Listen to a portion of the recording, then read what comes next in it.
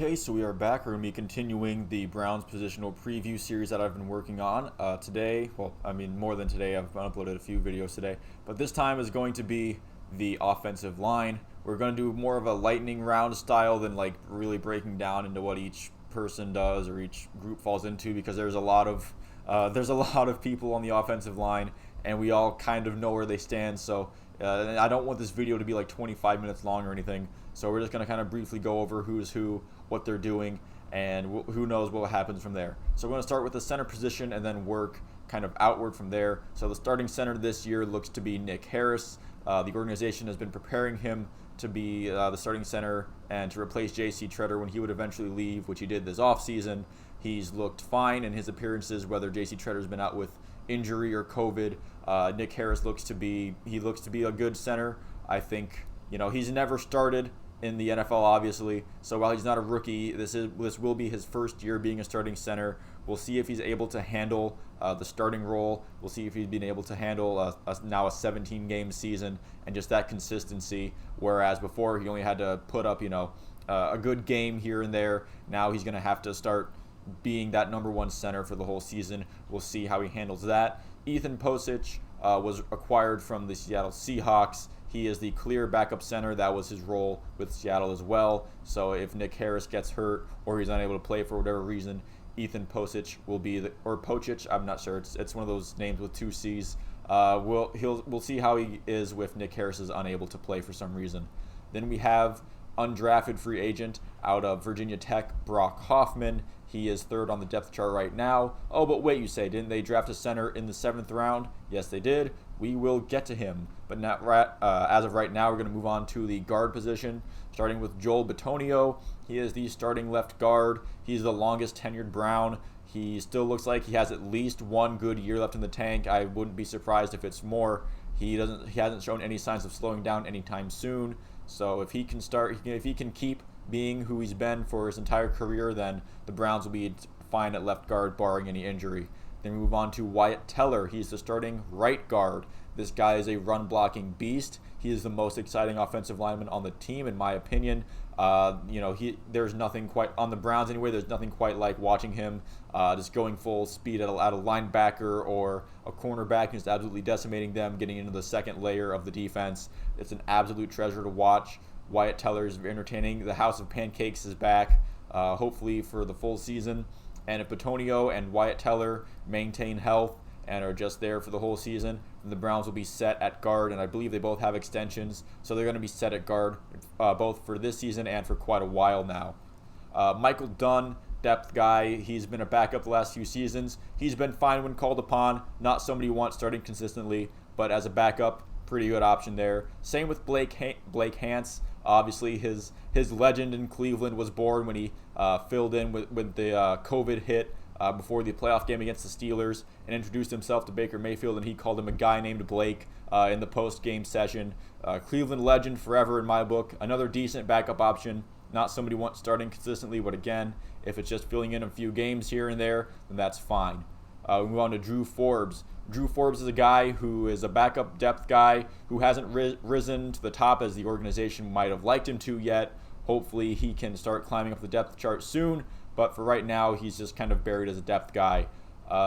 We have an all-name contender next in Hjalte Froholt. I probably butchered that name to hell and back, but I don't really care. It's an all-name contender, depth piece, fine. David Moore is a second-year guy, another depth piece. We'll see if he makes that a camp.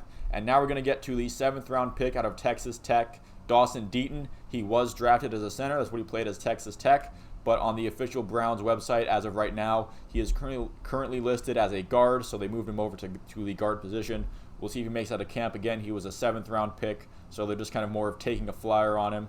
He's the only offensive lineman that the Browns drafted this year, which means that the Browns see themselves as kind of set, and they do have a lot of depth. They took 10 offensive linemen on the final 53-man roster last year, and it looks like they might do that this year again. We're going to move on now to the offensive tackle position. We're going to start with Jack Conklin, who is the theoretical starting right tackle. He is currently on the PUP list, so he's not taking part in training camp. He hasn't taken part of any off-season workouts because he has been dealing with, I believe, with a torn patellum injury, which is not kind, especially to offensive linemen. It's questioned about whether he'll be ready to start by week 1 of the season, if he's going to start at all. Maybe this injury puts him out of his career. Maybe he just retires after this. He seems like he's doing rehab fine and he wants to get back out there. It'll just be an issue of if his body allows him to. We're going to move on to Jed Wills, who is the starting left tackle. He's looking to rebound from kind of a sophomore slump. Although early in the year, you could tell he was definitely playing hurt.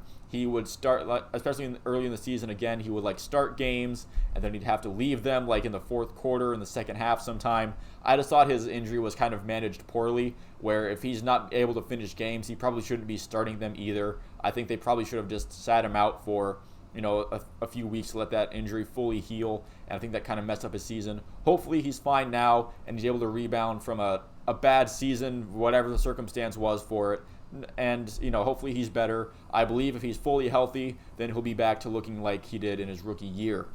We got Chris Hubbard, a veteran backup option. He can play left or right tackle. They've used him at both. If Jack Conklin isn't able to go, he will probably slide in at right tackle there. He's a reliable backup option, and he could be a serviceable starter, although if you'd rather have Jack Conklin at full health than Chris Hubbard, but Chris Hubbard isn't necessarily a bad option if they have to use him to start week 1. Then we have James Hudson, another backup tackle, although a bit younger. I believe this is his 3rd year in the league. The Browns are trying to develop him. They view him as kind of a project, maybe a starter of the future. But as for right now, he will play as a serviceable backup. He's still a little green. They're trying to get him more acclimated to the NFL game, so that's their plan for him.